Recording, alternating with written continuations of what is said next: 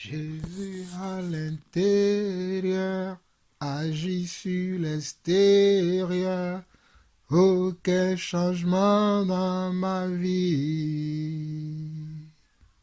Jésus à l'intérieur, agit sur l'extérieur. Oh, quel changement dans ma vie. Oh, quel changement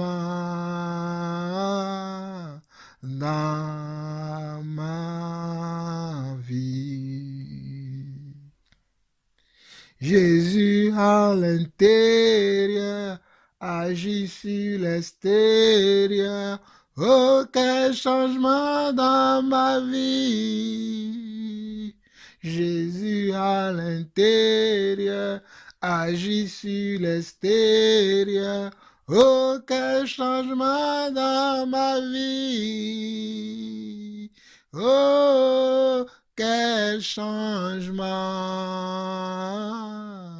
dans ma vie. Yeshua à l'intérieur, agit sur l'extérieur. Oh, quel changement dans ma vie. Yeshua à l'intérieur, agit sur l'extérieur.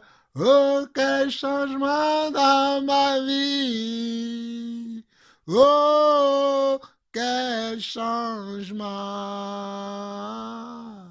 dans ma vie. Frères et sœurs, je vous salue au nom du Seigneur Jésus-Christ. C'est votre frère Jean-Paul Lawson, la voix de celui qui crie dans le désert. Je reviens vers vous aujourd'hui, particulièrement, mes frères et sœurs du Togo. Il faut que je vous parle, il faut que je vous réveille, il faut que je vous conscientise, parce que beaucoup d'entre vous, vous ne savez pas ce que Jésus-Christ peut faire dans la vie d'un croyant. Vous ne savez pas que ce que Jésus-Christ peut faire dans la vie de quelqu'un qu'il a accepté comme son Seigneur et Sauveur. Vous ne savez pas ce que Dieu ou bien ce que Jésus-Christ attend de vous en tant que ses disciples. Parce que quand je vois beaucoup de commentaires sur les vidéos que j'ai fait ces derniers temps par rapport à tout ce qui se passe au Togo, et aussi quand j'écoute certains témoignages, et surtout quand je parle avec certains, je vois qu'il y a beaucoup de choses encore qui manquent à votre foi afin que vous soyez véritablement affermis. Ce n'est pas moi, Jean-Paul Lawson, qui affermit les gens, mais c'est notre Dieu, c'est le Seigneur Jésus-Christ qui peut nous affermir. Et pour nous affermir, nous avons besoin de nous attacher au Seigneur Jésus-Christ. Nous avons besoin de nous attacher à sa parole et nous avons besoin de pratiquer sa parole et en ayant une vie de repentance. Dans ma toute dernière intervention, je parlais de la repentance. Je précise encore que dans ma dernière intervention, j'ai parlé de la repentance.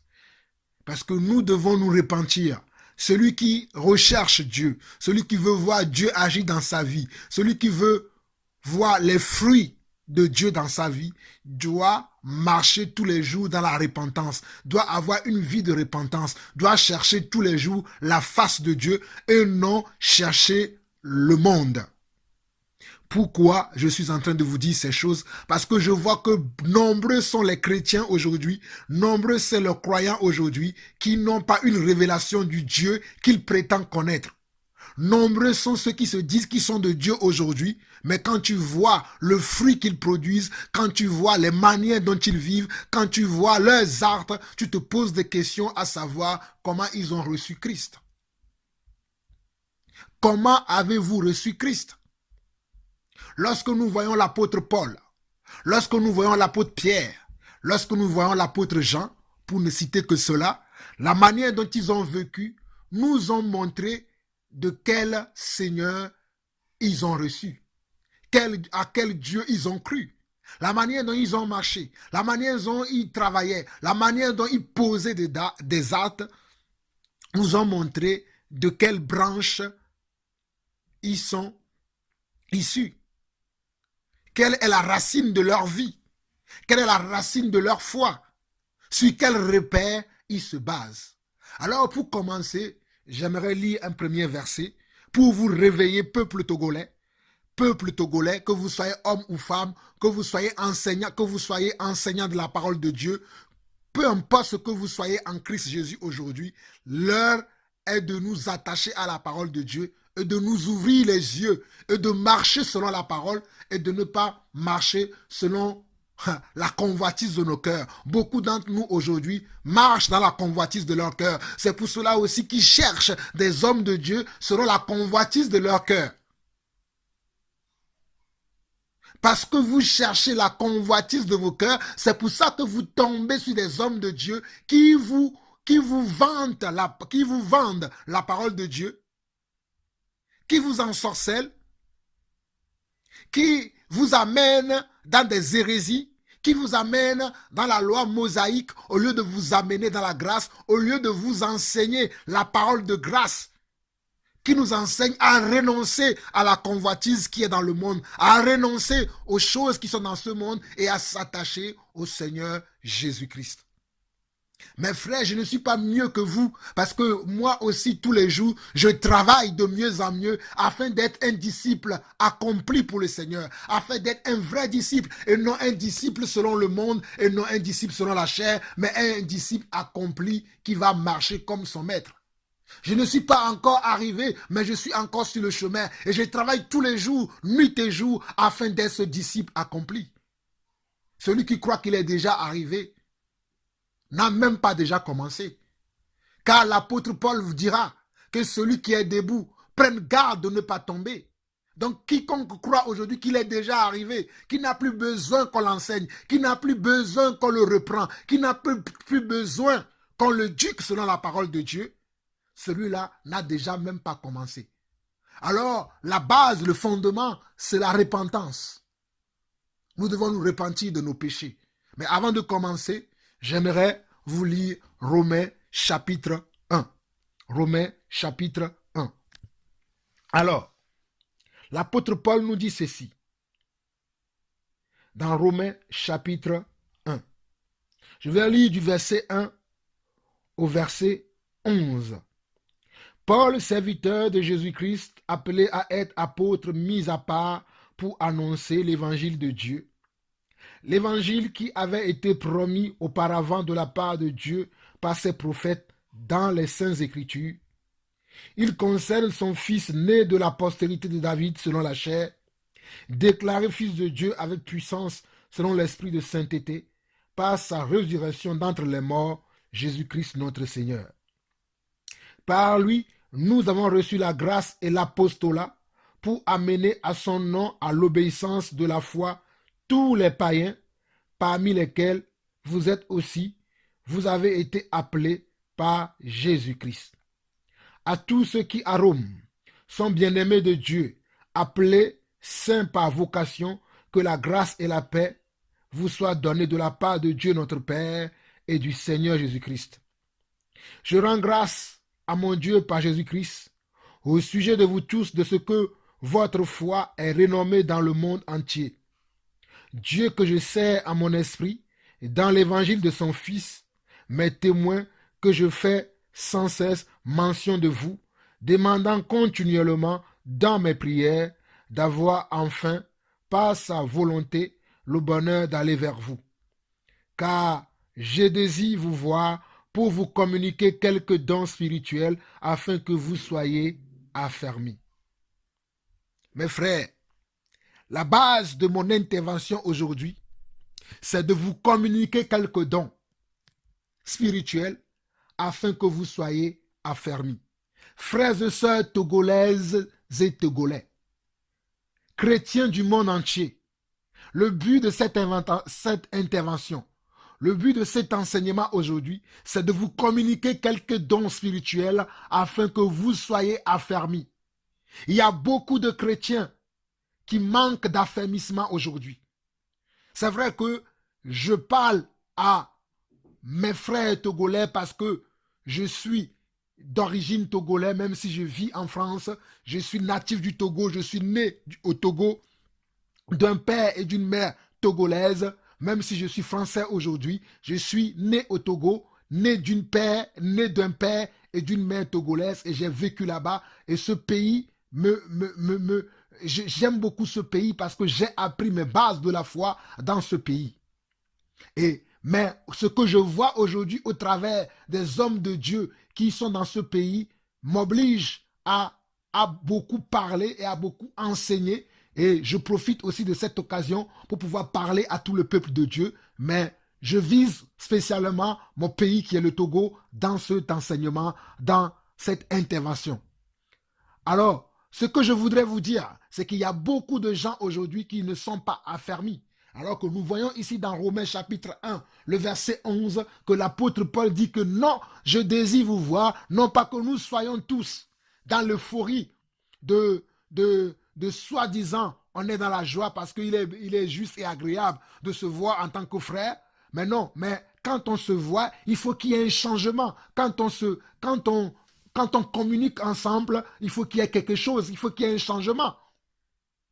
Lorsque l'apôtre Paul va dire encore dans le livre de 1 Corinthiens chapitre 11, si je ne me trompe pas, il va dire aux Corinthiens que vous vous assemblez non pas pour devenir meilleur, mais pour devenir pire. Donc je vois aujourd'hui que beaucoup de chrétiens se rassemblent, s'assemblent, mais ils ne deviennent pas meilleurs. Pourquoi ils ne deviennent pas meilleurs? Parce que déjà, eux-mêmes, ils n'ont pas cette volonté de devenir meilleurs. Et aussi ceux qui les enseignent n'ont pas cette volonté de faire d'eux des personnes qui soient meilleures dans la condition qu'ils étaient avant. Mais quand je lis l'apôtre Paul, quand je lis les instructions de l'apôtre Paul, je comprends que cet apôtre que Dieu a appelé pour l'édification du corps du Christ n'a pas travaillé pour sa propre gloire, mais il travaillait afin que l'Église soit affermie. Et ma motivation aujourd'hui, c'est que beaucoup d'entre nous soient affermis, afin qu'on n'ait plus besoin de X ou Y pour pouvoir manifester sa foi. Beaucoup d'entre vous aujourd'hui, vous appelez les pasteurs, vous interpellez les prophètes, vous interpellez les apôtres, afin de communier avec Dieu, afin de parler avec Dieu. Mais vous avez besoin vous-même d'avoir une communion personnelle avec Dieu. Vous avez besoin vous-même de vous attacher à Dieu, afin que Dieu puisse vous attendre. Mais si tous les jours, vous voulez vous attacher aux hommes, alors que beaucoup de ces hommes-là ne sont pas des véritables enfants de Dieu. Beaucoup de ces hommes-là ne sont pas des véritables envoyés de Dieu. Beaucoup se sont autoproclamés. Beaucoup se sont levés eux-mêmes. Ils n'ont pas reçu l'appel de Dieu pour pouvoir aller enseigner le peuple de Dieu. Ils n'ont pas reçu l'appel de Dieu pour pouvoir apporter un message au peuple de Dieu. Mais ils se sont autoproclamés parce que beaucoup aujourd'hui, à cause de la fainéantisme, à cause de la paresse, ne veulent pas travailler, mais ils se sont autoproclamés et c'est ainsi qu'ils ont ouvert leurs églises que j'appelle des boutiques, des magasins pour pouvoir vous soutirer de l'argent et pour pouvoir soutirer votre énergie. Frères et sœurs, ça fait des années, au moins 14 ans aujourd'hui, que je sers le Seigneur. Mais personne ne peut dire aujourd'hui que Jean-Paul Lawson est venu chez moi pour me soutirer de l'argent. Jean-Paul Lawson est venu chez moi et n'a pas cherché mon meilleur. D'ailleurs, beaucoup me traitent de dur parce que je suis très exigeant dans le Seigneur. Parce que c'est comme cela que nous pouvons arriver à la maturité. Lorsque nous voulons marcher avec Dieu, il nous faut avoir de la discipline. Il nous faut nous donner de la discipline. Il nous faut être disciplinés. Et beaucoup de croyants aujourd'hui, beaucoup de disciples aujourd'hui, beaucoup de chrétiens aujourd'hui ne sont pas disciplinés. Ils vont accuser les pasteurs, ils vont dire les pasteurs ont fait ceci, les pasteurs ont fait cela. Je suis d'accord que les pasteurs font, mais nous-mêmes aussi, quel est notre état de vie? Qu'est-ce que nous recherchons? Recherchons-nous la vérité ou recherchons-nous le mensonge? Parce que crois-moi, c'est la motivation de ton cœur qui va attirer aussi, qui va attirer aussi ce que tu as besoin vers toi. Si dans ton cœur, tu as de la cupidité, tu vas attirer de la cupidité. Si dans ton cœur, tu as le mensonge, tu vas attirer le mensonge. Si dans ton cœur, tu n'as pas la vérité, tu vas attirer toujours les choses néfastes vis-à-vis de toi. Mais si ton cœur est rempli de comment? De la lumière, et que tu cherches la lumière, Dieu te fera voir la lumière. Je précise encore, si ton cœur est rempli de la lumière, Dieu te fera voir la lumière. Alors le problème se trouve dans nos cœurs. Quel est l'état de nos cœurs aujourd'hui? Et je reviens dans Romains chapitre 1, le verset 11 que je disais tout à l'heure, que je désire vous voir pour vous communiquer quelques dons spirituels afin que vous soyez affermis.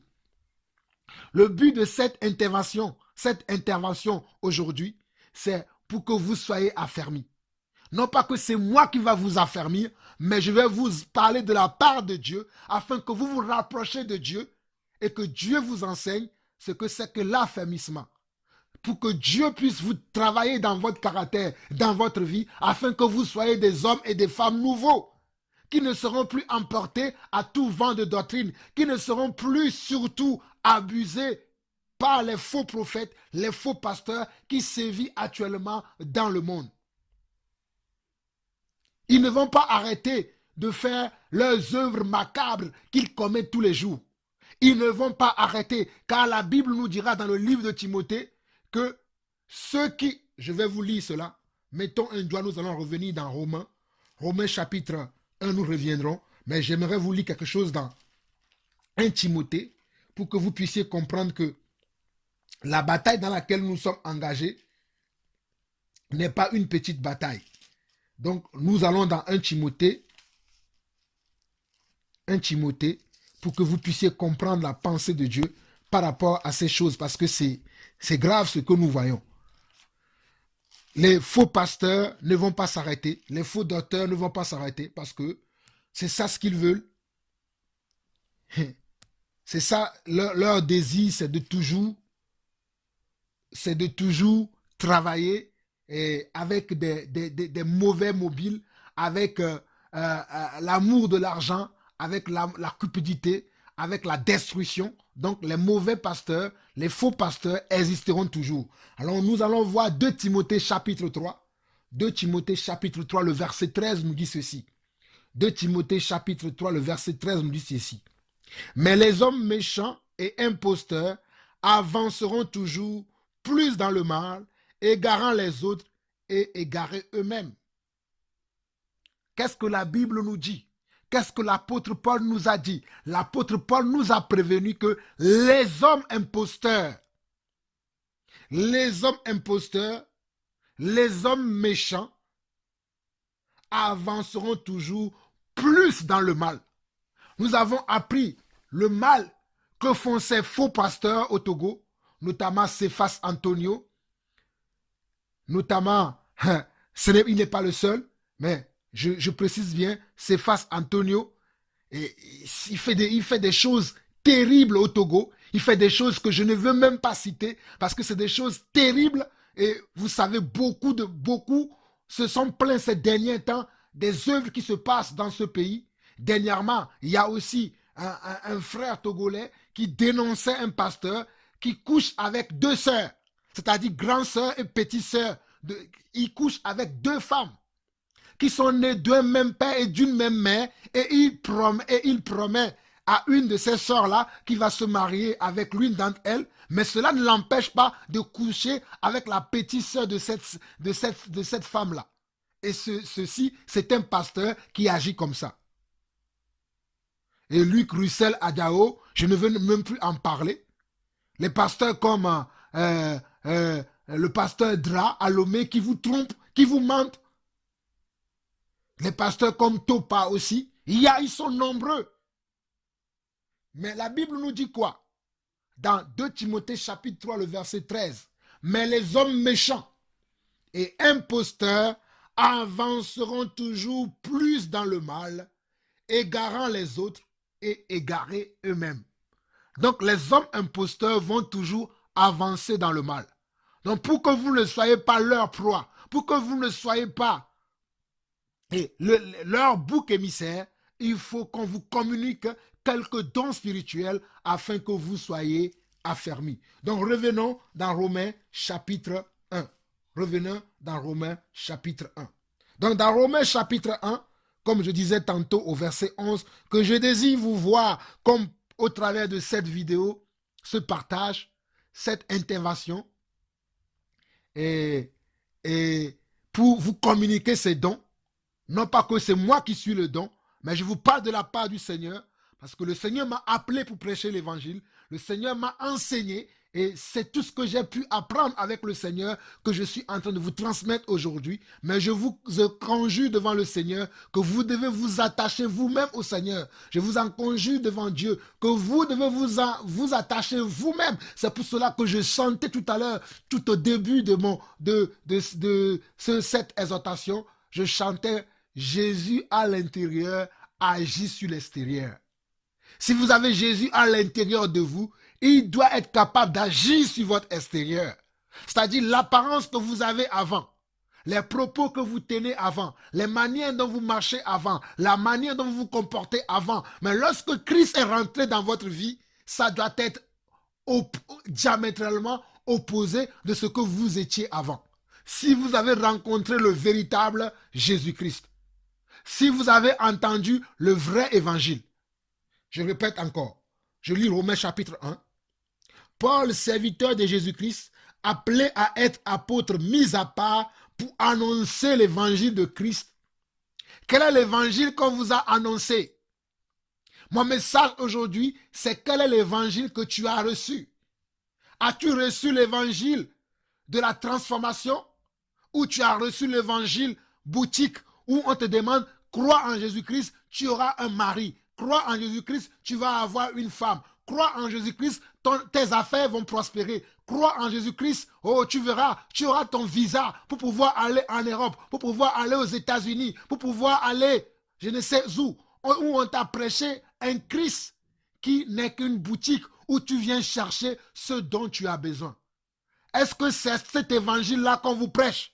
C'est si vous croyez à cet évangile-là, vous n'avez pas cru au bon évangile. Vous n'avez pas reçu l'évangile de la transformation. Parce que l'évangile de la transformation, c'est l'évangile qui vous enseigne à vous renoncer au monde, à vous renoncer à vos convoitises, à vous renoncer à vous-même et à être et à mener une vie de repentance. Mes frères et sœurs togolais, quel est l'évangile qu'on vous enseigne? Quel est l'évangile qu'on vous prêche? Ces soi-disant prophètes, ces soi-disant pasteurs, ces soi-disant évangélistes, pasteurs, apôtres, qui vous soutirent de l'argent, qui vous soutirent votre énergie. Quel est l'évangile qui vous prêche? Est-ce l'évangile que les apôtres ont prêché? Ou bien ils se prêchent eux-mêmes? C'est pour ça que l'apôtre Paul, dans le livre de Galates chapitre 1, va dire si nous-mêmes, ou si un ange descendant du ciel vous annonce un évangile s'écartant de celui que vous avez annoncé, qu'il soit anathème. Je répète, l'apôtre Paul dans le livre de Galates, chapitre 1, Galates chapitre 1, vous pouvez lire du verset 1 au verset 8, nous n'avons pas le temps aujourd'hui parce que je veux parler brièvement en 1 heure de temps. Donc, si vous prenez Galates chapitre 1 du verset 1 au verset 8, l'apôtre Paul dira que si nous-mêmes, ou si un ange descendant du ciel vous annonçant un évangile s'écartant de celui que nous vous avons annoncé, qu'il soit anathème. Alors, mes frères et sœurs, togolaises et togolais, mes frères et sœurs chrétiens, disciples du monde entier, quel est l'évangile à laquelle vous croyez aujourd'hui? Quel est l'évangile qu'on vous enseigne aujourd'hui? Quel est l'évangile qu'on vous annonce aujourd'hui? Est-il l'évangile de la transformation? Ou bien c'est l'évangile où on vous enseigne que vous devez vous accaparer du monde? Vous enseigne-t-on l'évangile de la grâce? Et cette grâce qui nous enseigne à renoncer à nous-mêmes, à renoncer à nos convoitises, ou bien vous enseigne-t-on l'évangile qui vous procure l'amour du monde, l'amour de l'argent, l'amour des biens matériels, l'amour de posséder ce monde, l'amour d'être le meilleur de tous, le meilleur de tout ce qu'on voit dans le monde? Est-ce que c'est cet évangile-là auquel vous croyez? Mais regardez bien ce que l'apôtre Paul dit dans cet épître de Romains. Nous sommes au verset 2 maintenant. Évangile qui avait été promis auparavant de la part de Dieu par ses prophètes dans les Saintes Écritures. Il concerne son fils né de la postérité de David, selon la chair, déclaré fils de Dieu avec puissance, selon l'esprit de sainteté, par sa résurrection d'entre les morts, Jésus-Christ notre Seigneur. Par lui, nous avons reçu la grâce et l'apostolat pour amener à son nom, à l'obéissance de la foi, tous les païens. Par Jésus-Christ, c'est-à-dire Jésus-Christ, qui est lui-même la parole, qui est lui-même la sainteté, qui est lui-même la sanctification, qui est lui-même le modèle parfait, qui est lui-même la voie à suivre, qui est lui-même la lumière, qui est lui-même la puissance, qui est lui-même la victoire, qui est lui-même le Dieu tout-puissant. L'évangile qui nous a enseigné, cet évangile nous enseigne à être obéissants à Dieu. Cet évangile nous apprend à être dans l'obéissance, à obéir à la parole de Dieu, à marcher selon la parole de Dieu, à agir selon la parole de Dieu, à parler selon la parole de Dieu, à conseiller selon la parole de Dieu, à manifester tout ce que nous manifesterons selon la parole de Dieu. Tout ce que nous devons manifester doivent être selon la parole de Dieu, non pas selon nos coutumes et nos traditions.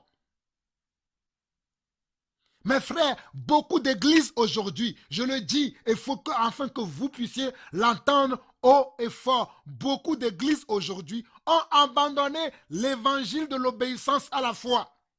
Je précise bien, beaucoup d'églises aujourd'hui, que ce soit les presbytériens, que ce soit les méthodistes, que ce soit les protestants, que ce soit les baptistes, que ce soit les adventistes, que ce soit les témoins de Jéhovah, que ce soit les catholiques, peu importe la dénomination, beaucoup ont abandonné l'obéissance à la foi aujourd'hui.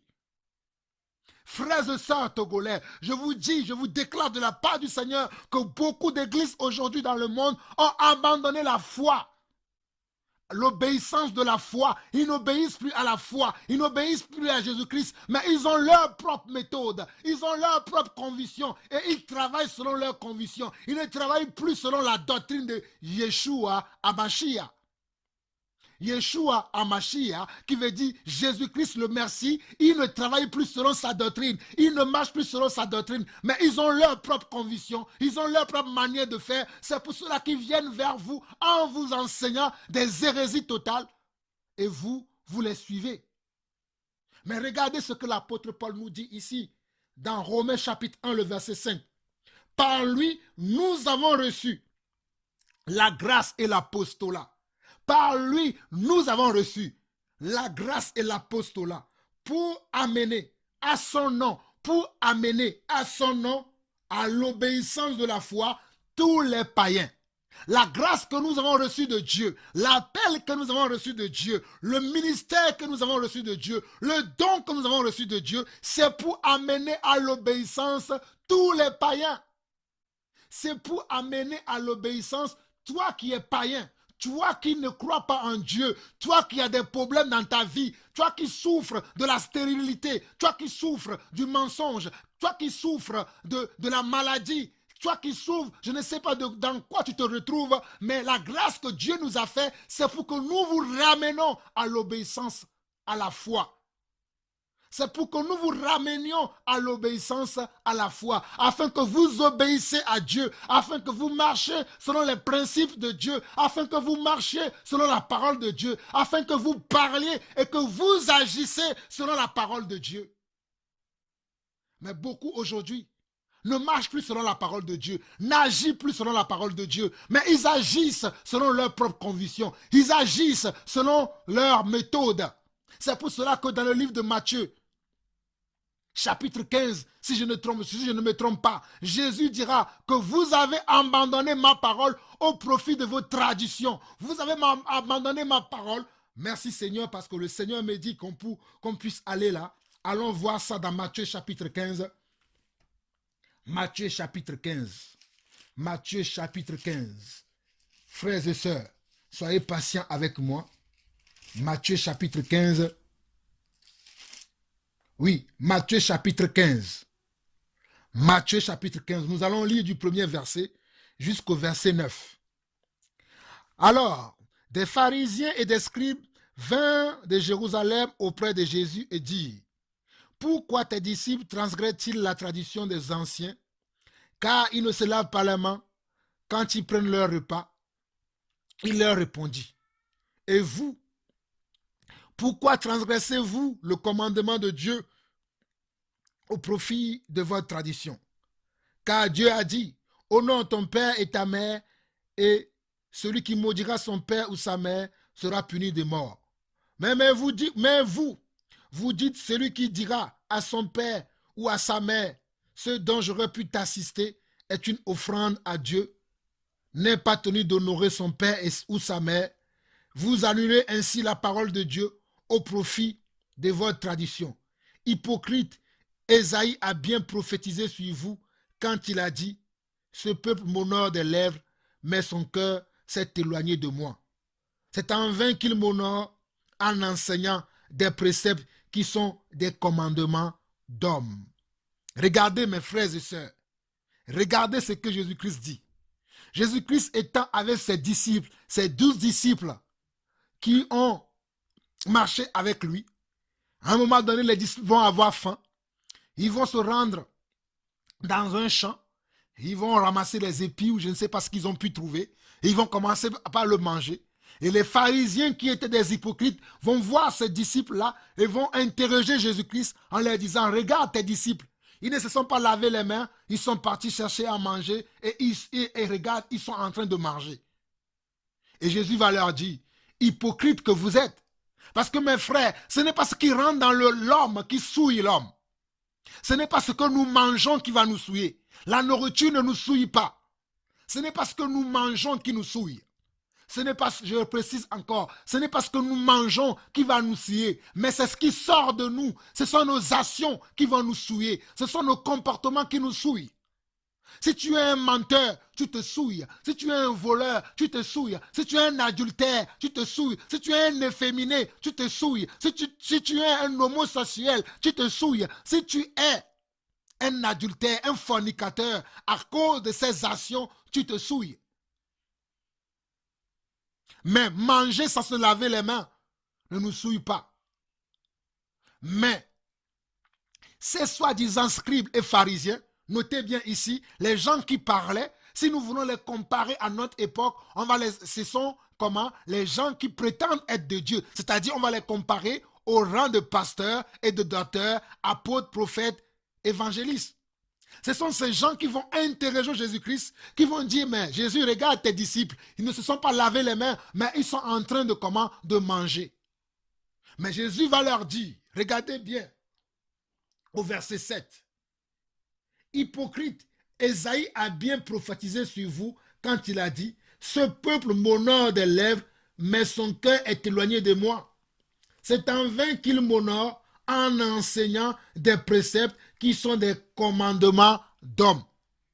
Non, donc nous avons vu l'hypocrisie de ces scribes et de ces pharisiens qui voulaient interroger Jésus, qui voulaient dire à Jésus que Jésus n'était pas en train de faire ce qui était bien, alors que ce qui est bien, c'est quoi? C'est que de nos cœurs, de nos bouches, de nos actions, que tout ce que nous faisons puisse honorer Dieu. Tout ce que nous faisons puisse être juste, agréable et bon. C'est ça ce que Dieu attend de nous. Mais manger sans se laver les mains, ce n'est pas cela qui nous souille. Et ces pharisiens, ces scribes, ils étaient hypocrites, vont vouloir comment? Condamner Jésus par rapport à ça. Et beaucoup de faux pasteurs aujourd'hui, beaucoup de faux enseignants de Dieu, beaucoup de ceux qui se sont autoproclamés aujourd'hui, c'est ainsi aussi qu'ils viennent vers vous, selon le verset 9 de Matthieu chapitre 15. Le verset 9 de Matthieu chapitre 15, c'est de la même manière qu'ils viennent vers vous en vous enseignant des préceptes et des commandements d'hommes qui n'ont rien à voir avec la pensée de Dieu, qui n'ont rien à voir avec la volonté de Dieu, qui n'ont rien à voir avec comment les enseignements de Jésus-Christ. Et pour aller plus loin, allez lire vous-même Matthieu chapitre 23. Aujourd'hui, on n'a pas le temps parce que je ne veux pas perdre beaucoup de temps avec vous. Donc, on n'a pas le temps, mais je vous conseille de méditer Matthieu chapitre 23. Mais nous voyons déjà dans Matthieu chapitre 15 comment Jésus les a repris par rapport à comment ils annulent la parole de Dieu au profit de leur tradition. Et de nos jours, aujourd'hui aussi encore, nous voyons beaucoup de gens, nous voyons beaucoup de soi-disant chrétiens, nous voyons beaucoup de soi-disant apôtres, nous voyons beaucoup de soi-disant prophètes, nous voyons beaucoup de soi-disant évangélistes, nous voyons beaucoup de soi-disant des enfants de Dieu qui annulent la parole de Dieu au profit de leur tradition. Mais l'apôtre Paul, dans Romains chapitre 1, mes frères et sœurs, revenons dans notre chapitre de base aujourd'hui qui est Romains chapitre 1. Dans Romains chapitre 1, le verset 5, il va nous dire que par Jésus-Christ, nous avons reçu la grâce et l'apostolat pour amener à son nom à l'obéissance de la foi tous les païens. Pour amener à son nom à l'obéissance de la foi tous les païens. L'obéissance de la foi. À quoi obéissez-vous aujourd'hui? Obéissez-vous à la foi? Obéir à la foi veut dire renoncer à soi-même, renoncer à ses propres ambitions, renoncer à ses propres convoitises, renoncer à ses propres plaisirs et attraper maintenant les plaisirs et les ambitions de Dieu. À quoi avez-vous renoncé dans votre vie? Si vous n'avez renoncé à rien, vous n'êtes pas encore disciple du Seigneur Jésus-Christ. Mais si vous êtes sur le chemin du renoncement, je peux vous assurer que vous êtes dans le bon chemin. Je peux vous assurer que le chemin va être difficile. La bataille va être difficile, mais vous serez en train de faire la volonté de Dieu et Dieu peut être fier de vous appeler son enfant. Dieu peut être fier de vous appeler son disciple. Mais quel est l'état de votre foi aujourd'hui? Obéissez-vous à Dieu aujourd'hui? Obéissez-vous à l'évangile de foi aujourd'hui? Ou bien obéissez-vous à l'évangile de la boutique où on vous enseigne, venez à Christ, vous allez avoir des maisons, vous allez avoir des biens matériels, vous allez avoir des maris, des femmes, des enfants. Est-ce à cet évangile-là que vous croyez? Moi, Dieu ne m'a pas appelé à prêcher cet évangile, mais Dieu m'a appelé à prêcher l'évangile de la rénonciation, l'évangile où on renonce à ses propres ambitions, mais on embrasse les ambitions du royaume de Dieu. Oui, c'est à cet évangile-là que Dieu nous a appelés, l'évangile de la rénonciation. Mes frères, l'évangile de la rénonciation, à quoi avez-vous renoncé? Vous cherchez la délivrance commence par la rénonciation. Vous cherchez la bénédiction commence par la rénonciation. À quoi as-tu renoncé? As-tu renoncé à ta vie adultérine? As-tu renoncé à ta relation adultérine? As-tu renoncé à la fornication? As-tu renoncé au vol? As-tu renoncé à la cupidité? As-tu renoncé à l'envie? As-tu renoncé à la jalousie? As-tu renoncé à la médisance? As-tu renoncé à la moquerie? Vous vous moquez des gens du jour au lendemain. Vous vous moquez des frères et sœurs. Vous vous moquez des gens de vos familles. Et vous vous dites que vous êtes disciples du Seigneur Jésus-Christ. Mes frères, il est temps que vous entendez la véritable parole de Dieu qui nous amène à nous renoncer. Qui nous amène à nous renoncer. Alors, je vais vous lire une parole dans Colossiens. Colossiens, nous allons revenir toujours dans Romains chapitre 1, mais lisons dans Colossiens 3, Colossiens chapitre 3, Colossiens chapitre 3, Colossiens chapitre 3, nous allons lire du verset 1 au verset 8. Nous allons lire de Colossiens chapitre 3 du verset 1 au verset 8. L'évangile de la foi. L'évangile de l'obéissance à la foi. Notre foi est basée sur quoi? Ce sur quoi notre foi doit être basée, c'est ce que je suis en train de vous enseigner, c'est ce que je suis en train de vous rappeler aujourd'hui. Notre foi doit être basée sur ces choses. Mais si notre foi n'est pas basée sur ces choses, mais nos foi sont basées sur ces évangiles de mort, ces évangiles d'aimer le monde, d'aimer tout ce qui est dans le monde, si c'est à cet évangile-là que vous croyez, vous n'êtes pas disciple de Dieu, vous n'êtes pas disciple du Seigneur Jésus-Christ, vous n'êtes pas des enfants de Dieu. Je vous le dis et je vous le dirai toujours. toujours, si vous croyez à l'évangile où on vous dit d'aimer le monde, que vous allez avoir beaucoup de maisons, vous allez voir les pasteurs qui prient pour vous afin que vous ayez des maisons, afin que vos chiffres d'affaires augmentent, afin que vous puissiez être des hommes d'affaires influents, afin que vous puissiez être des femmes d'affaires influentes, afin que vous puissiez être des hommes riches et des femmes riches. Vous n'avez pas cru au Seigneur Jésus-Christ. Suivez vous-même, nous sommes à Colossiens chapitre 3.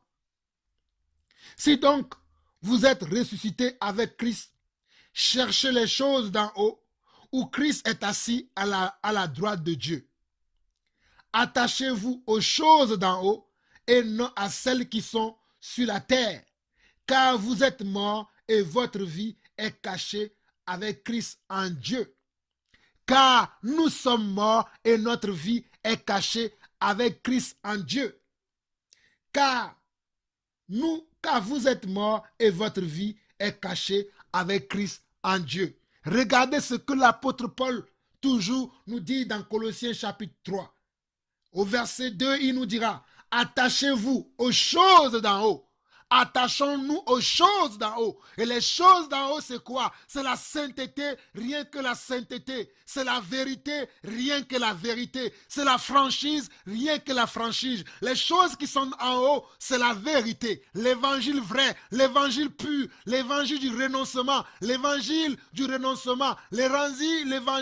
qui nous enseigne à renoncer aux œuvres mortes de la chair. C'est ça les choses qui sont en haut. Attachez-vous aux choses d'en haut et non à celles qui sont sur la terre, car vous êtes morts et votre vie est cachée avec Christ en Dieu. Quand Christ, votre vie, paraîtra, alors vous paraîtrez aussi avec lui dans la gloire. Pour l'instant, nous n'avons pas besoin de paraître dans la gloire parce que notre gloire est cachée en Jésus-Christ. C'est lui qui nous glorifiera. C'est lui qui nous donnera des richesses. C'est lui qui nous donnera notre gloire dont nous avons besoin. Mais pour l'instant, il faut que nous renoncions à nous-mêmes. Pour l'instant, nous devons renoncer à nos convoitises. Nous devons renoncer à nos plaisirs. Nous devons renoncer à nos vies d'adultère. Nous devons renoncer à nos vies de péché. Nous devons renoncer à nos vies de mensonges, de cupidité. Nous devons renoncer à nos vies d'hypocrisie, car les hypocrites n'hériteront pas le royaume de Dieu. Aucun hypocrite ne pourra hériter le royaume de Dieu. Et c'est ce que Dieu veut. Dieu veut que nous renoncions à l'hypocrisie qui est dans notre vie, l'hypocrisie qui est dans notre cœur, l'hypocrisie avec laquelle nous marchons, l'hypocrisie avec laquelle nous parlons, l'hypocrisie avec laquelle nous agissons. Oh, mes frères et sœurs togolais et togolaises, mes frères et sœurs chrétiens du monde entier, il est temps d'abandonner l'hypocrisie. L'hypocrisie a atteint l'église aujourd'hui. L'hypocrisie a atteint l'église aujourd'hui, au point que même si tu reprends un frère ou une sœur, le frère te dira, qui es-tu pour me juger? Qui es-tu pour me parler de la sorte? Qui es-tu pour que tu puisses me parler de la sorte? Es-tu Dieu maintenant? Oh mes frères et sœurs, il faut que nous abandonnons l'hypocrisie. Car aucun hypocrite ne pourra hériter le royaume de Dieu. L'hypocrisie a atteint l'église aujourd'hui. L'hypocrisie a atteint l'église d'une telle sorte que personne ne pourra plus parler à son frère, pour reprocher quelque chose à son frère, alors que la Bible dira que l'homme spirituel juge de tout. Mais aujourd'hui, l'hypocrisie a envahi l'église.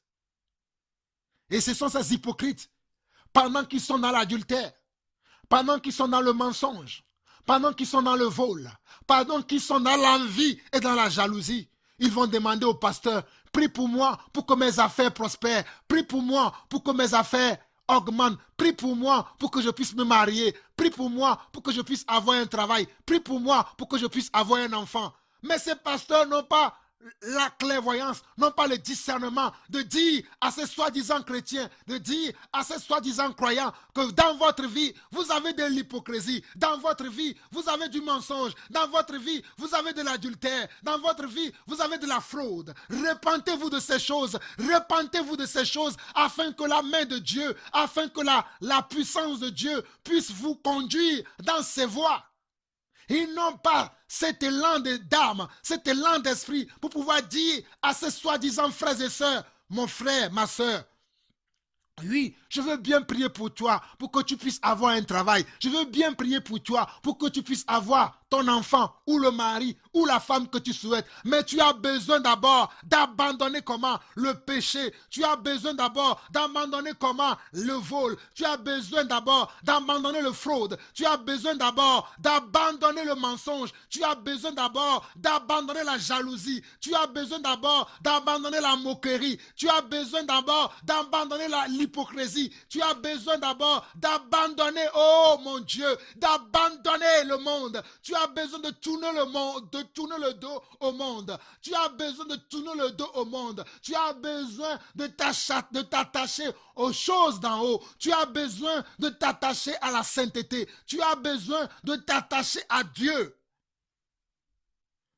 Mais ils vont leur dire, oui, j'ai prié pour toi. Ce visa, tu vas l'avoir. Ce visa, tu vas l'avoir. Cet enfant que tu attends, tu vas l'avoir. Ce beau mariage que tu attends, tu vas l'avoir. C'est ainsi que d'année en année, de mois en mois, ils vous trompent et vous êtes toujours les mêmes personnes depuis quelques années. Mais Dieu me dit aujourd'hui de vous dire que vous devez changer, vous devez renoncer à vous-même, vous devez renoncer à vous-même. Tu dois renoncer à toi-même, toi mon frère qui m'écoute. Toi, ma soeur qui m'écoute, tu dois renoncer à toi-même. Tu dois renoncer à tes propres envies. Tu dois renoncer à tes propres plaisirs et chercher la volonté de Dieu pour ta vie. Il faut chercher la volonté de Dieu pour ta vie. Cherchons la volonté de Dieu pour notre vie. Cherchons la volonté de Dieu pour nos enfants. Cherchons la volonté de Dieu pour nos époux. Cherchons la volonté de Dieu pour nos épouses. Prions pour que la volonté de Dieu puisse nous envahir tous. Refusons le monde et les choses qui sont dans le monde. Refusons le monde et les choses qui sont dans le monde. Et refusons aussi de suivre ces pasteurs qui nous enseignent le monde. Refusons aussi de suivre ces prophètes qui nous enseignent le monde. Cherchons des véritables enfants de Dieu qui nous parlent de la part de Dieu, qui sont inspirés de Dieu, qui ne vivent que pour Dieu, qui ne parlent que pour Dieu, qui n'agissent que pour Dieu, qui n'agissent que pour le royaume de Dieu. Mais refusons de suivre les hommes. Refusons de suivre les hommes et les femmes qui nous amènent dans les voies de perdition, qui nous amène à suivre les convoitises qui sont dans nos cœurs. Beaucoup d'entre nous, nous sommes dans la convoitise. Oh mon frère, Dieu a vu ta convoitise. Dieu qui sonne le cœur et les reins te parle par la bouche de Jean-Paul Lasson aujourd'hui. Que tu dois abandonner la convoitise. Toi qui m'écoutes, oui, c'est à toi que Dieu s'adresse aujourd'hui. Il y a encore beaucoup de convoitise dans ton cœur. Il y a encore beaucoup de haine dans ton cœur. Il y a encore beaucoup d'amertume dans ton cœur. Il y a encore beaucoup de monde dans ton cœur. Revenons à la parole. Dans Colossiens chapitre 3, nous étions au verset 2 qui nous disait « Attachez-vous aux choses d'en haut et non à celles qui sont sur la terre, car vous êtes morts et votre vie est cachée avec Christ en Dieu. Car quand Christ, votre vie, paraîtra, vous paraîtrez aussi avec lui dans la gloire. Faites donc mourir ce qui est dans vos membres et terrestres. » Mes frères et sœurs, qu'est-ce que la Bible nous dit? Mes frères et sœurs togolais, qu'est-ce que la Bible nous dit? Toi qui vas voir Cephas Antonio pour qu'il prie pour toi, pour que tu aies des enfants, pour que tu aies un mariage heureux, pour que tu aies ton affaire qui prospère, pour que tu aies ce visa. Voici ce que tu dois faire. Voici ce que tu dois faire. Voici ce que nous devons tous faire. C'est que nous devons faire, le voilà. Nous sommes dans Colossiens chapitre 3, le verset 5 qui nous dit ceci. Faites donc mourir ce qui est dans vos membres et terrestres. Faisons donc mourir ce qui sont dans nos membres qui sont terrestres. La débauche, l'impureté, les passions, les mauvais désirs, la cupidité qui est une idolâtrie. Oh, la débauche, l'impureté, les passions, les mauvais désirs et la cupidité qui est une idolâtrie. C'est à cause de ces choses que la colère de Dieu vient sur les fils de la rébellion. C'est ainsi que vous marchiez autrefois, lorsque vous viviez dans ces péchés. Mais maintenant, renoncez à toutes ces choses, à la colère, à l'animosité, à la méchanceté, à la calomnie, aux paroles équivoques qui pourraient sortir de votre bouche. Ne mentez pas les uns aux autres, vous étant dépouillés du vieil homme et de ses œuvres et ayant revêtu l'homme nouveau qui se renouvelle dans la connaissance selon l'image de celui qui l'a créé. Mes frères et sœurs, l'évangile que je vous annonce aujourd'hui, c'est cet évangile-là que nous devons tous embrasser. C'est ça lorsque l'apôtre Paul dit dans Romains chapitre 1, au verset 4, au verset 3 et 4, que l'apostolat qu'il a reçu, c'est un apostolat pour amener les gens à l'obéissance de la foi.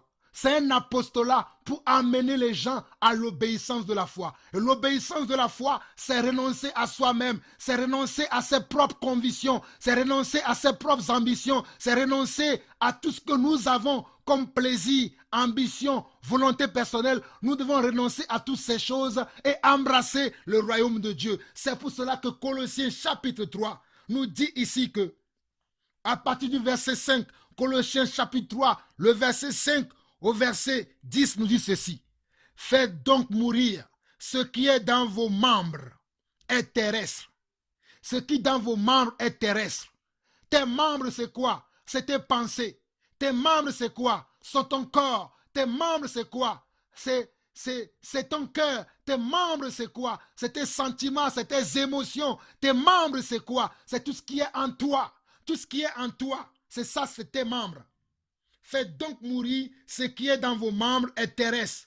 La débauche, l'impureté, les passions, les mauvais désirs, la cupidité qui est une idolâtrie. La cupidité. Oh, beaucoup de chrétiens qui sont encore cupides aujourd'hui. Je vois beaucoup de chrétiens qui sont encore cupides aujourd'hui. Mais que Dieu vous enseigne aujourd'hui, par ma bouche, que la cupidité ne vient pas de Dieu. La cupidité est terrestre. Les hommes cupides n'hériteront pas le royaume de Dieu. Les hommes cupides ne sont pas enfants de Dieu. Si vous vous croyez enfants de Dieu, vous devez abandonner la cupidité.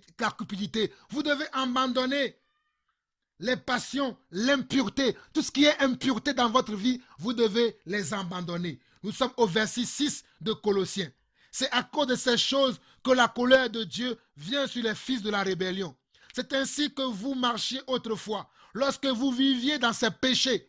Autrefois, lorsque tu ne connaissais pas Dieu. Autrefois, lorsque tu ne te disais pas que tu es enfant de Dieu, tu pouvais marcher comme ça, tu pouvais agir comme ça. Mais aujourd'hui, lorsque tu es devenu enfant de Dieu, lorsque le nom de Dieu est invoqué sur ta vie, lorsque tu te dis que tu es chrétien, lorsque tu te dis que tu es disciple, lorsque tu te dis que tu es croyant, tu ne peux plus vivre de la même façon, tu ne peux plus vivre de la même manière. Ta vie doit être transformée. Tes vécus ne doivent plus être semblables au vécu d'hier. Tes vécus ne peuvent plus être semblables à ce que tu as vécu hier. Mais ta vie doit être transformée. Ton cœur doit être transformé. Tes paroles doivent être transformées. La manière dont tu parles, la manière dont tu agis. Oh, quand on te voit aujourd'hui, tu ne dois plus être pareil comme ce que tu étais hier. Tu ne peux plus être pareil comme ce que tu étais hier. Oh, tu ne peux plus être pareil comme ce que tu étais hier. Mon frère, ma soeur, si tu es toujours comme tu étais hier, ça fait des années que tu es dans le Seigneur, ça fait des années que tu fréquentes une église, mais tu es toujours la même personne. Tu n'as pas changé, tu vis toujours dans le même péché, tu vis toujours dans le mensonge, tu vis toujours dans la cupidité, tu vis toujours dans l'impureté. Crois-moi que tu n'as pas rencontré Jésus-Christ. Crois-moi que Jésus-Christ n'est pas en toi. Car Jésus à l'intérieur agit sur l'extérieur. Oh, quel changement dans ma vie. Jésus à l'intérieur agit sur l'extérieur. Oh, quel changement dans ma vie. Oh, quel changement dans ma vie. Yeshua à l'intérieur, agit sur l'extérieur. Oh, quel changement dans ma vie. Yeshua à l'intérieur, agis sur l'extérieur. Oh, quel changement dans ma vie. Oh, quel changement dans ma vie. Jésus à l'intérieur, agit sur l'extérieur.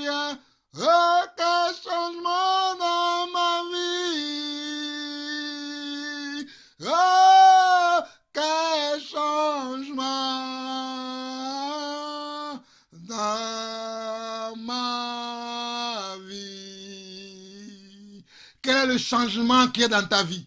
Toi, mon frère, toi, ma soeur qui m'écoute aujourd'hui, toi qui dis que tu as rencontré Jésus, toi qui dis que tu crois en Christ, toi qui te dis, qui te donne le nom de chrétien, car le nom de chrétien veut dire celui qui suit Jésus-Christ. Le nom de chrétien veut dire celui qui suit Jésus. Toi qui te dis que tu es chrétien, toi qui te dis que tu es disciple, toi qui te dis que tu es croyant, dis-moi quel est le changement qui est dans ta vie. Dis-moi quel est le changement dans ta vie. Dis-moi, montre-moi quel est le changement que Dieu a opéré dans ta vie. Dis-moi, qu'est-ce que Dieu a fait dans ta vie. Si Dieu n'a rien fait dans ta vie, je t'enseigne aujourd'hui que Dieu veut que tu changes. Dieu veut que tu changes. Selon Colossiens chapitre 3, nous sommes au verset 5 maintenant, qui nous dit que faites donc mourir ce qui est dans vos membres et terrestres, la débauche, l'impureté, les passions, les mauvais désirs et la cupidité qui est une idolâtrie. C'est à cause de ces choses que la colère de Dieu vient sur les fils de la rébellion. C'est ainsi que vous marchiez autrefois lorsque vous viviez dans les péchés. Mais maintenant, renoncez à toutes ces choses, à la colère, à l'animosité, à la méchanceté, à la calomnie, aux paroles équivoques qui pourraient sortir de votre bouche. Nous devons renoncer comment? À la colère, à l'animosité, à la méchanceté, à la calomnie, aux paroles équivoques qui pourraient sortir de nos bouches. Nous devons renoncer à la méchanceté. Et quand vous voyez ces pasteurs qui vous demandent de l'argent avant de prier pour vous, qui vous demandent des sacrifices avant de vous prier pour vous, ils sont méchants, ils ne sont pas de Dieu. Dieu ne les a pas appelés. Je vous en conjure, mes frères et sœurs, fuyez tous ces pasteurs qui vous demandent ne serait-ce qu'un centime, ne serait-ce que 100 francs, ne serait-ce que 200 francs, ne serait-ce que 2 euros, ne serait-ce que 3 euros ou 10 euros ou 20 euros ou 10 000 ou 50 000 ou 100 000 avant de prier pour vous. Avant de prier pour vous, ils vous demandent des sacrifices. Ils ne sont pas de la bergerie. Dieu ne les a pas appelés. Ceux que Dieu a appelés ne demandent pas d'argent, car Dieu dit dans sa parole, vous avez reçu gratuitement, donnez gratuitement. Ce sont des hommes méchants et imposteurs. Ce sont des hommes méchants et imposteurs. Je voulais montrer aujourd'hui dans 2 Timothée chapitre 3 au verset 11 par là. Je vous ai montré que ces hommes imposteurs et méchants avanceront toujours dans le mal. Ces hommes imposteurs et méchants avanceront toujours dans le mal. Toi qui m'écoutes, ne sois pas un imposteur. Toi qui m'écoutes, ne sois pas un imposteur. Change ton cœur, renonce au monde, renonce à la convoitise qui sont dans le monde, renonce à tout ce qui est dans le monde qui t'empêche d'être un véritable enfant de Dieu, afin de ne pas avoir besoin qu'on prie pour toi, afin de ne pas avoir besoin de faire des sacrifices. Si tu marches en nouveauté de vie, tu n'auras pas besoin qu'on prie pour toi. Naturellement, Dieu te bénira. Lorsqu'on marche dans la volonté de Dieu, Dieu nous bénit. Nous n'avons pas besoin que X ou Y prie pour nous. Mais lorsqu'on ne marche pas dans la volonté de Dieu, lorsqu'on ne marche pas selon les principes de Dieu, alors là, nous allons chercher de gauche à droite qu'on prie pour nous. Nous allons chercher de gauche à droite des prophètes pour qu'ils prophétisent sur notre vie. Mais crois-moi, mon frère, ma soeur, si tu ne te convertis pas, si tu ne changes pas, si tu ne renonces pas à ta vie, peu importe les prophéties qu'on peut te donner, peu importe les paroles qui peuvent être proférées sur ta vie ne changera pas parce qu'il faut changer à l'intérieur du cœur. Il faut que ton cœur change. Il faut que ta mentalité change. Il faut que ta façon de faire change. Il faut que ta manière de faire change. Il faut que tout ton être entier change pour que tu puisses voir la gloire de Dieu sur ta vie. Alors, nous arrivons au verset 9 de Colossiens qui dit « Ne mentez pas les uns aux autres, vous étant dépouillés du vieil homme et de ses œuvres. » Le vieil homme, c'est dans le vieil homme que nous mentons. C'est dans le vieil homme que nous trompons. C'est dans le vieil homme que nous convoitons. C'est dans le vieil homme que nous avons de l'hypocrisie. Mais, verset 10, ayant revêtu l'homme nouveau qui se renouvelle dans la connaissance selon l'image de celui qui l'a créé, là nous ne mentons plus. Nous ne volons plus. Nous ne fraudons plus. Nous ne manipulons plus les gens. Nous n'avons plus de méchanceté en nous parce que nous avons revêtu comment? L'homme nouveau. Nous avons revêtu comment? L'homme nouveau. L'homme nouveau. Nous avons revêtu l'homme nouveau. Bien-aimé, allons dans 1 Jean. L'homme nouveau. 1 Jean. Vous-même, je vous en conjure de finir à méditer Colossiens chapitre 3. Mes frères, tous les passages que je vous donne, méditez-le. C'est pour que vous soyez affermis. Vous savez que je vous ai dit avant de commencer que j'aimerais vous communiquer quelques dons afin que vous soyez affermis. Si vous êtes affermis, on ne vous trompera pas. Si vous manquez d'affermissement, c'est là qu'on vous trompera. Mais vous avez besoin d'être affermis afin qu'on ne vous trompe pas, afin qu'on ne vous mente pas, afin que vous ne soyez pas la proie de ces faux pasteurs, de ces faux apôtres, de ces faux évangélistes, ces faux prophètes. Affermissez-vous, méditez la parole, méditez la parole. 1 Jean maintenant, 1 Jean, chapitre 2, verset 15. 1 Jean chapitre 2, verset 15 dit ceci. N'aimez point le monde, ni les choses qui sont dans le monde. Si quelqu'un aime le monde, l'amour du Père n'est point en lui. Bien-aimé, dans 1 Jean, ici c'est l'apôtre Jean, un apôtre qui a marché, un apôtre authentique et véridique, qui a marché avec notre Seigneur Yeshua HaMashiach. C'est lui qui nous transmet ses paroles afin de nous éclairer, afin de nous affermir, afin que nous puissions savoir ce que nous devons pratiquer en tant que chrétiens, en tant que disciples, en tant que croyants, en tant qu'enfants de Dieu. Il nous dit quoi? N'aimez point le monde. Nous sommes dans 1 Jean 2, verset 15. N'aimez point le monde, ni les choses qui sont dans le monde.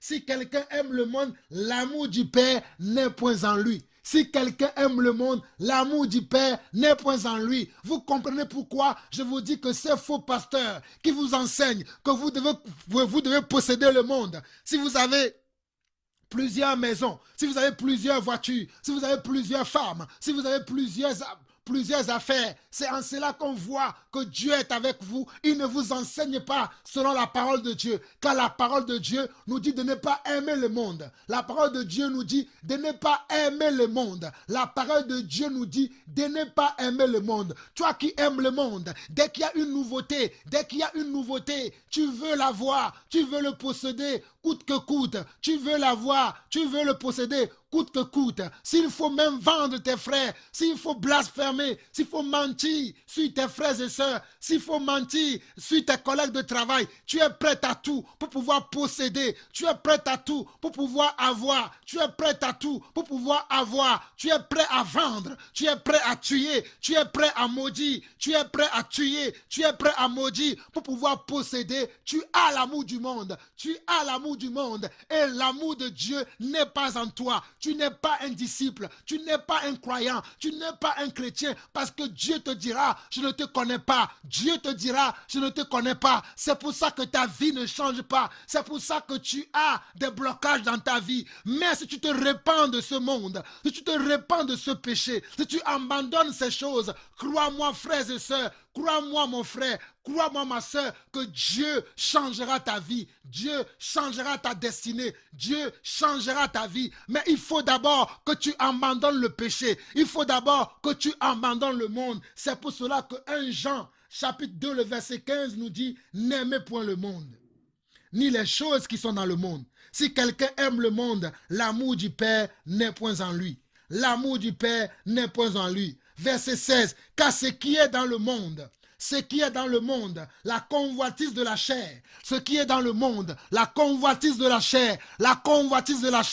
quelles sont les choses qui sont dans le monde? Les choses qui sont dans le monde, les voici, la convoitise de la chair, la convoitise des yeux. L'orgueil de la vie ne vient point du Père, mais du monde. La convoitise de la chair, la convoitise des yeux et l'orgueil de la vie ne vient pas du Père, mais du monde. Et le monde passe et sa convoitise aussi. Mais celui qui fait la volonté de Dieu demeure éternellement. Frères et sœurs, nous connaissons l'origine de toutes ces choses aujourd'hui. L'origine de la convoitise des yeux. L'origine de la convoitise de la chair, l'origine de la convoitise des yeux. Nous connaissons son origine, ça vient du monde. Et le monde passe, sa convoitise passe. Mais celui qui fait la volonté de Dieu, c'est de ne pas aimer la convoitise de la chair, c'est de ne pas aimer la convoitise des yeux, c'est de ne pas aimer l'orgueil de la vie, c'est de ne pas aimer le monde. Celui qui fait cela, celui-là est dans la volonté de Dieu et il demeurera éternellement. Il vivra éternellement. Il vivra éternellement. Veux-tu vivre éternellement? Veux-tu exister éternellement? Veux-tu avoir une seconde vie après la mort? Car il y a même une vie après la mort, frères et sœurs. Il y a une vie après la mort. Il y a une vie après la mort. Il y a une vie après la mort. Si c'est dans ce monde simplement que nous espérons en Christ, nous sommes les misérables. Nous sommes plus misérables que les misérables. C'est ainsi que l'apôtre Paul nous parlera.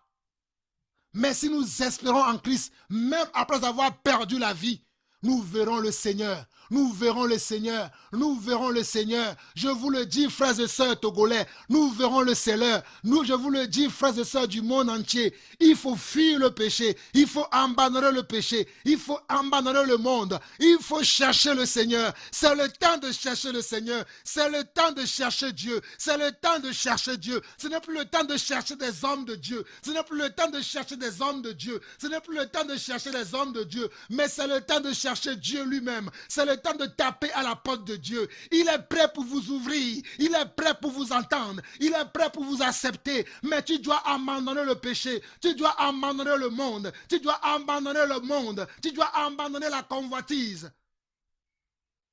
Mes frères et sœurs, nous sommes dans 1 Jean, chapitre 2, le verset 15.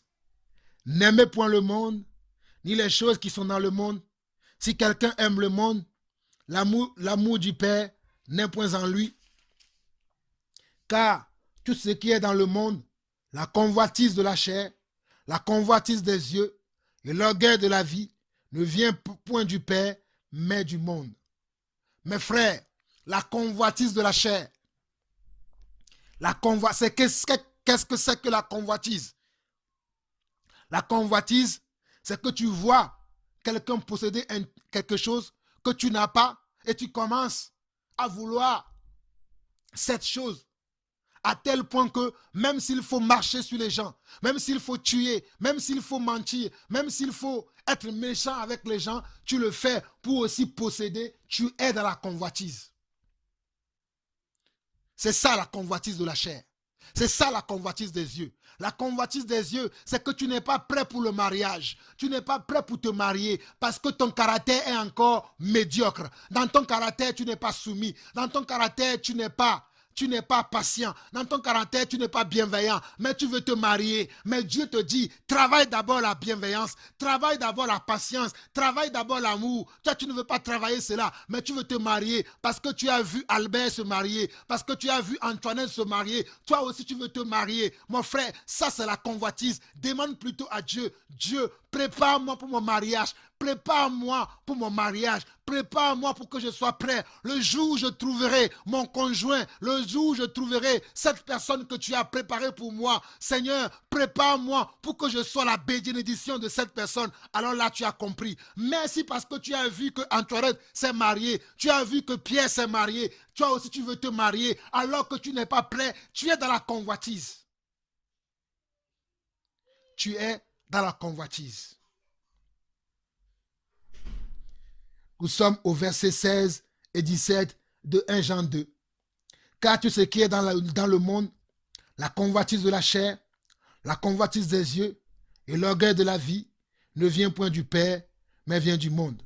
Et le monde passe et sa convoitise aussi. Mais celui qui fait la volonté de Dieu demeure éternellement.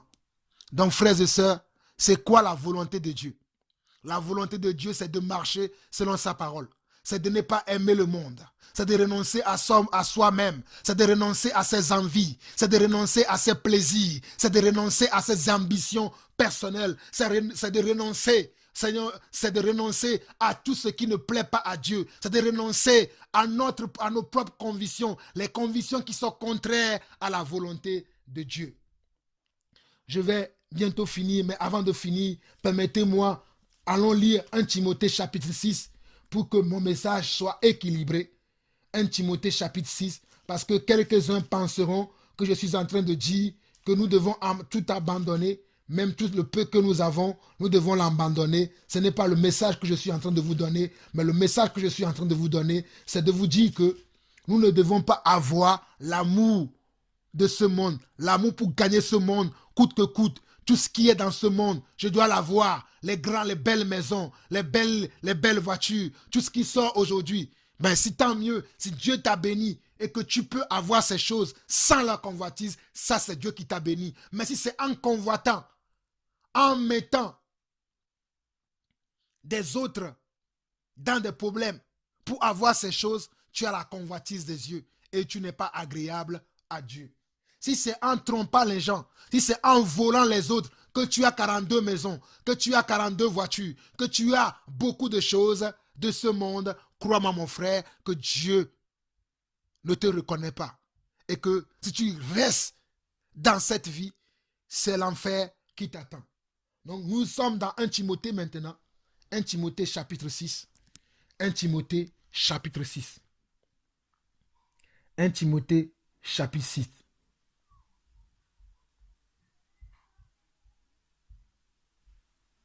Nous allons lire à partir du verset 3.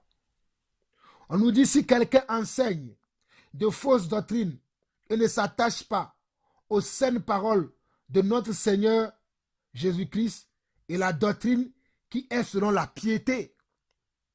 Il y a beaucoup de doctrines dans le monde aujourd'hui qui ne sont pas la doctrine de piété. Il y a beaucoup de doctrines dans la bouche des faux pasteurs, des faux appelés, des faux apôtres aujourd'hui qui ne sont pas la doctrine de Jésus-Christ. Verset 4. Il est en fait d'orgueil. Il ne sait rien. Il a la maladie des questions oiseuses et des disputes de mots, d'où naissent l'envie, les querelles, les calomnies, les mauvais soupçons, les vaines discussions d'hommes corrompus d'entendement, privés de la vérité et croyant que la piété est une source de gain. C'est en effet une grande source de gain que la piété avec le contentement. Car nous n'avons rien apporté dans le monde et il est évident que nous n'en pouvons rien emporter. Si donc nous avons la nourriture et le vêtement, cela nous suffira. Frères et sœurs, si donc nous avons la nourriture et le vêtement, cela nous suffira. Mais ceux qui veulent s'enrichir, voilà ce que je voulais vous dire. Le verset 9 nous dit, mais ceux qui veulent s'enrichir tombent dans la tentation, dans le piège et dans beaucoup de désirs insensés et pernicieux qui plongent les hommes dans la ruine et la perdition. Celui qui veut s'enrichir coûte que coûte. Celui qui veut posséder coûte que coûte. Celui qui veut en avoir coûte que coûte. Celui qui veut posséder coûte que coûte. Celui qui veut s'enrichir coûte que coûte. Il passe par tous les moyens pour s'enrichir. Il tombe dans la tentation. Il tombe dans le tourment. C'est ce que la Bible nous dit. Si tu passes par tous les moyens pour t'enrichir, tu passes par tous les moyens pour posséder, tu passes par tous les moyens pour avoir la gloire, tu es perdu. Tu n'es plus enfant de Dieu. Verset 9. Mais ceux qui veulent s'enrichir tombent dans la tentation, dans le piège et dans beaucoup de désirs insensés et pernicieux qui plongent les hommes dans la ruine et la perdition. Car l'amour de l'argent est une racine de tous les maux, et quelques-uns, en étant possédés, se sont égarés loin de la foi et se sont jetés eux-mêmes dans bien des tourments. Regardez bien, verset 10 de 1 Timothée 6. Car l'amour de l'argent est une racine de tous les maux, et quelques-uns, en étant possédés, se sont égarés loin de la foi et se sont jetés eux-mêmes dans bien des tourments. Pour toi, homme de Dieu, fuis ces choses et recherche la justice, la piété, la foi, l'amour, la patience, la douceur. Pour toi, homme de Dieu, quels sont les hommes de Dieu aujourd'hui? Vous qui croyez que tous ces pasteurs, ces faux pasteurs, ces ensorceleurs, ces meurtriers, ces méchants que vous suivez, vous croyez qu'ils sont des hommes de Dieu? Voici la qualité d'un homme de Dieu. Un homme de Dieu qui ne vit pas dans la justice, qui ne vit pas dans la piété, qui ne vit pas dans la foi, qui ne vit pas dans l'amour, qui ne vit pas dans la patience, qui ne vit pas dans la douceur, est comment? Est égaré. Il est égaré. Un chrétien qui ne vit pas dans la justice. Un chrétien qui ne vit pas dans la justice, dans la piété, dans la foi, dans l'amour et dans la patience, il est égaré. Il est égaré. Nous sommes dans 1 Timothée chapitre 6, le verset 11. Il dit, pour toi, homme de Dieu, fuis. Pour toi, homme de Dieu, fuis ces choses. Fuis toutes les choses qui t'empêchent d'être juste, d'être patient, d'être dans la foi, d'être dans l'amour, d'être dans la patience, d'être dans la douceur. Tu dois fuir ces choses. Si tu ne fuis pas ces choses, tu n'es pas enfant de Dieu. Si tu ne fuis pas ces choses vont t'entraîner dans la chute, vont t'entraîner dans le péché, vont t'entraîner dans les ravins, vont t'entraîner à ne pas être un enfant de Dieu véritable, à ne pas être un enfant de Dieu vrai. Mais ces choses vont faire de toi un hypocrite. Ces choses vont faire de toi un hypocrite. Et Dieu ne veut pas que tu sois un hypocrite. C'est pour ça que Dieu veut que tu quittes ces choses. Nous sommes dans bien 1 Timothée chapitre 6, le verset 11 qui dit, pour toi homme de Dieu, fuis ces choses et recherche la justice, la piété, la foi, l'amour, la patience et la douceur. Frères et sœurs, c'est ce que nous devons chercher. Est-ce que tu es juste? Es-tu juste? As-tu la foi en toi? Es-tu patient? Beaucoup de chrétiens, permettez-moi de vous parler de la patience. Toi qui n'es pas encore marié, tu as 40 ans, 50 ans, plus. Tu te dis, quand est-ce que Dieu me donnera un mari? Quand est-ce que Dieu permettra que je me marie? Quand est-ce que Dieu permettra que j'ai une femme?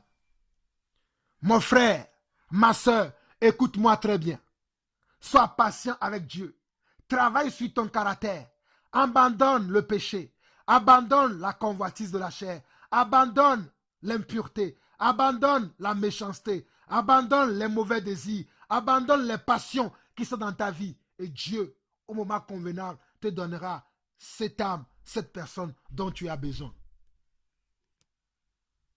Toi qui es encore dans le chômage, tu dis, Seigneur, quand est-ce que je vais avoir ce travail? Quand est-ce que je vais avoir de quoi pourvoir à mes besoins? Oh, il dit dans sa parole, selon Matthieu chapitre 6, il dit, cherchez premièrement mon royaume. Cherchez premièrement mon royaume et sa justice, et toutes les choses vous seront données par-dessus. Mon frère, ma soeur, ne t'inquiète pas. Mon frère, ma soeur, ne te lamente pas. Mon frère, ma soeur, regarde les oiseaux du ciel. Regarde les oiseaux du ciel. Ils ne sèment ni ne moissonnent. Ils ne sèment ni ne moissonnent. Même notre Dieu les nourrit. Et toi qui es créé selon son image et selon sa ressemblance, crois-tu que Dieu ne permettra pas que tu puisses avoir de quoi te nourrir, de quoi te vêtir et de quoi te loger? Crois-tu que Dieu t'abandonnera dans cette situation éternellement? Sois patient. Sois patient, mon frère. Sois patient, ma soeur. Sois encore patient. Je sais que c'est dur. Je sais que c'est triste. Je sais que c'est vraiment très dur pour toi. Pour moi aussi, c'est dur. Mais je t'enseigne aujourd'hui. Sois patient. Apprends à être patient. Dieu a un temps pour te lever. Dieu a choisi un temps pour te bénir. Mais Dieu veut voir dans ton cœur la foi. Dieu veut voir dans ton cœur comment tu t'attaches à lui. Comment tu t'attaches à ses préceptes. Comment tu t'attaches à sa parole. Comment tu t'attaches à la discipline. Comment tu t'attaches à honorer sa parole. Comment tu t'attaches à respecter sa parole. Comment tu t'attaches à obéir à la foi. À obéir à la foi. Dieu veut voir ça. Dieu veut voir ça. Toi qui entends un enfant, c'est aussi pour toi. Toi qui entends, peu importe quel est le besoin dont vous avez besoin aujourd'hui. Peu importe ce que vous avez besoin aujourd'hui. Mais Dieu veut que tu sois patient. Dieu veut que tu sois patient. Revenons dans Romains chapitre 1 et nous allons finir. Romains chapitre 1. Nous allons finir notre passage de base. Nous allons le finir. Romains chapitre 1. Nous étions au verset 5. Romains chapitre 1, verset 5. Par lui, nous avons reçu la grâce et l'apostolat pour amener à son nom à l'obéissance de la foi tous les païens. À l'obéissance de la foi, tous les païens. Toi qui es païen, qui tomberas sur cet enseignement, qui tombera sur cette exhortation, qui tombera sur cette vidéo, tu as besoin d'obéir à la foi. Nous sommes au verset 6, parmi lesquels vous avez été aussi, vous qui avez été appelés par Jésus-Christ, à tous ceux qui à Rome sont bien-aimés de Dieu, appelés saints par vocation. Mes frères, c'est nous qui sommes appelés de Dieu, qui manifestons notre vie pour Dieu, qui travaillons sur notre vie, qui sommes des saints.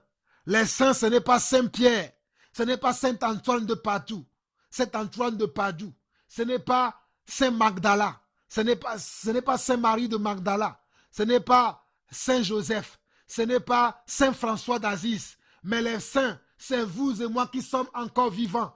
Un saint, c'est celui qui est vivant. Un saint, c'est celui qui a accepté Jésus-Christ. Un saint, c'est celui qui a accepté Jésus-Christ et qui marche, qui cherche tous les jours à développer un caractère, le caractère de Jésus-Christ, qui cherche tous les jours à manifester l'esprit et la puissance de Jésus-Christ. C'est celui-là qui est saint. Un saint, ce n'est pas quelqu'un qui est mort depuis des années, qui est resté dans la tombe. Mais un saint, c'est quelqu'un qui est vivant, qui est appelé à l'évangile de Christ, qui a reçu Christ dans sa vie et qui cherche tous les jours à transformer sa vie afin que sa vie soit semblable à la vie de Jésus-Christ. C'est lui qui est appelé saint. C'est lui qui est un saint. Un saint, ce n'est pas ce que l'Église catholique nous a enseigné. Après la mort de quelqu'un, ils vont le canoniser et ils vont l'appeler saint. Non, voyez-vous vous-même par la parole aujourd'hui que les saints, c'est nous qui sommes vivants. Les saints, c'est nous qui avons accepté Jésus-Christ. C'est nous qui avons cru à Jésus-Christ. C'est nous qui croyons que Jésus-Christ est le chemin, la vérité et la vie et qui cherchons tous les jours à lui ressembler. Nous abandonnons le péché, nous abandonnons le vol, nous abandonnons le mensonge, nous transformons nos vies. C'est ça la sainteté. C'est nous qui sommes saints. C'est pour cela que l'apôtre Paul écrit ici dans Romains chapitre 1 à tous ceux qui, à Rome, sont bien-aimés de Dieu, appelés saints par vocation. Que la grâce et la paix vous soient données de la part de Dieu, notre Père, et du Seigneur Jésus-Christ. Je rends d'abord grâce à mon Dieu, par Jésus-Christ, au sujet de vous tous, de ce que votre foi est renommée dans le monde entier. De ce que votre foi est renommée dans le monde entier. Mon frère, ma soeur, ce n'est pas nos églises qui doivent être renommées dans le monde entier. Ce n'est pas nos congrégations. Ce n'est pas nos bâtiments où nous prions qui doivent être renommés. Mais c'est notre foi. C'est pour cela que je vous parle, mes frères. Quel est l'état de ta foi aujourd'hui? Quelle est la foi que tu as? Quel est l'état de ton cœur aujourd'hui? Quelle est la foi que tu manifestes? Est-ce que ta foi est reconnue dans le monde? Sachant que la foi, c'est de croire à tout ce que Dieu dit et c'est de marcher selon la parole de Dieu. La foi vient de ce qu'on entend et ce qu'on entend vient de la parole de Dieu. La foi, c'est de croire à tout ce que Dieu dit. C'est de croire que c'est Dieu qui est la vérité. C'est de croire que Jésus-Christ est venu dans le monde, qu'il a été crucifié, qu'il est ressuscité le troisième jour et qu'il viendra bientôt pour chercher son église, pour chercher selon sa parole ceux qui sont gardés saints, ceux qui ont gardé leurs robes sans tache et sans ride, ceux qui cherchent tous les jours à manifester l'esprit et la puissance de Dieu, ceux qui fuient le péché, ceux qui n'aiment pas le péché. Mon frère, il peut t'arriver de pécher, il peut t'arriver de tomber, mais tu dois te lever et recommencer la marche. Tu ne dois pas demeurer dans le péché, car celui qui est né de Dieu ne pratique pas le péché. 1 Jean chapitre 3 nous dit cela. Celui qui est né de Dieu ne pratique pas le péché. Il peut nous arriver de pécher par inadvertance, de pécher par mégarde, de pécher parce qu'on n'a pas été vraiment très dur, très discipliné, mais il faut que nous nous repentons, il faut que nous nous repentons et que nous recommencions à nouveau la marche spirituelle, la marche dans l'esprit, la marche avec Jésus-Christ, la marche dans la vérité, la marche dans la sincérité, la marche dans la vérité, la marche selon la parole de Dieu. À tous ceux qui sont à Rome, sont bien-aimés de Dieu, appelés saints par vocation, que la grâce et la paix vous soient données de la part de Dieu notre Père et du Seigneur Jésus-Christ. Nous sommes au verset 7 de Romains 1. Nous arrivons au verset 8. Je rends d'abord grâce à mon Dieu par Jésus-Christ au sujet de vous tous, de ce que votre foi est renommée dans le monde entier. Dieu que je sers à mon esprit, dans l'évangile de son Fils, m'est témoin que j'ai fait mention de vous sans cesse, que je fais sans cesse mention de vous, demandant continuellement dans mes prières d'avoir enfin, par sa volonté, le bonheur d'aller vers vous. Car je désire vous voir pour vous communiquer quelques dons spirituels afin que vous soyez affermis, ou plutôt afin que nous soyons encouragés ensemble au milieu de vous par la foi qui nous est commune à vous et à moi. Je finis par là, ou plutôt afin que nous soyons encouragés ensemble au milieu de vous par la foi qui nous est commune à vous et à moi. Bon, mes frères et sœurs, c'est ainsi que je vais m'arrêter ici parce que je voulais vous communiquer ces quelques grâces, ces quelques dons pour que nous soyons tous affermis, pour que notre foi soit affermie. Non pas que notre foi soit affermie sur une église, sur un pasteur, sur une prophète, un apôtre, mais que notre foi soit basée sur la parole, car la foi vient de ce qu'on entend, et ce qu'on entend vient de la parole de Dieu. La foi vient de ce qu'on entend, et ce qu'on entend vient de la parole de Dieu. C'est pas la foi que nous serons justifiés, c'est pas la foi que nous serons enlevés, c'est pas la foi que nous recevons la bénédiction, c'est pas la foi que nous devenons enfants de Dieu. Quel est l'état de ta foi aujourd'hui? Quel est l'état de ton cœur aujourd'hui? Abandonne tout ce qui est du péché dans ton cœur. C'est ça, ces choses qui empêchent ta foi de grandir, qui empêchent ta foi de produire du fruit. Ce sont ces choses qui empêchent ta foi de manifester l'esprit et la puissance de Dieu. Donc abandonne tout ce qui t'empêche aujourd'hui d'être un véritable enfant de Dieu. C'était ça que je voulais vous communiquer. Frères et sœurs, soyez bénis, soyez encouragés. Je le fais comme l'apôtre Paul l'a dit dans Romains chapitre 1, le verset 10. Je fais mention de vous tous les jours dans mes prières et je vous en supplie aussi. Faites mention aussi de moi dans vos prières afin que mutuellement, comme l'apôtre Paul l'a dit dans le verset 12, que nous serons tous encouragés mutuellement les uns les autres à marcher selon l'appel que Dieu nous a fait. Selon l'appel que Dieu nous a donné à nous tous. Faisons mention, chacun et chacune d'entre nous, mention de nous les uns les autres dans nos prières, dans nos communions personnelles et attachons-nous au Seigneur. Fuyons les menteurs, fuyons tout ce qui est du mensonge et attachons-nous au Seigneur. Attachons-nous au Seigneur et fuyons tout ce qui est du mensonge. J'aimerais beaucoup lire 1 Corinthiens chapitre 10, mais je n'en ai pas encore le temps. Parce que le temps, j'ai dépassé les 1 heure et je ne voulais pas encore continuer. Mais je vous en conjure, méditez le 1 Corinthiens chapitre 10. Méditez 1 Corinthiens chapitre 10 et ne soyez pas des idolâtres. Ne retournez pas dans les choses que vous avez abandonnées. Ne devenez pas des idolâtres. Ne devenez pas des idolâtres, des rebelles. Ne murmurez pas. Ne devenez pas des menteurs. Mais soyez renouvelés par la grâce du Seigneur. Attachez-vous au Seigneur, attachez-vous à la sainte doctrine, attachez-vous à la foi, attachez-vous à l'obéissance, à la parole, attachez-vous au Seigneur Jésus-Christ, attachez-vous au Seigneur Jésus-Christ, attachez-vous à sa parole, attachez-vous à son esprit, attachez-vous au Seigneur Jésus-Christ et attachez-vous à sa parole. Que le Seigneur vous bénisse abondamment. C'est avec un grand amour, un grand plaisir que j'ai partagé ce moment avec vous. Et c'est votre frère Jean-Paul Lawson, la voix de celui qui crie dans le désert pour aplanir le sentier de son maître. Soyez bénis. À très très bientôt. Au revoir.